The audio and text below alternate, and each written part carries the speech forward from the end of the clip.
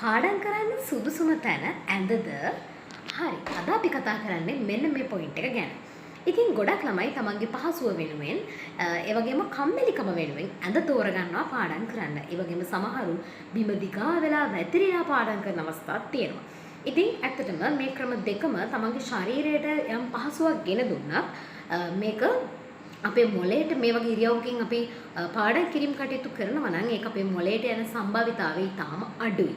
ඉතින් ඔයා පාඩම් කරන්න ඕන හොඳම ඉරියව්ව තමයි මේසයක පුටුවක ඉඳගෙන මේසයක් මත වගේ පොත් ටික තබාගෙන ඔයාට වගේ පාඩම් වල කරන්න පුළුවන් නම් ඒක ඍජුවම වගේ මොළයට යනවා. මොකද ඔය අවස්ථාවේදී පුටුවක හිස සිරස්ව තබාගෙන සිටිනවා.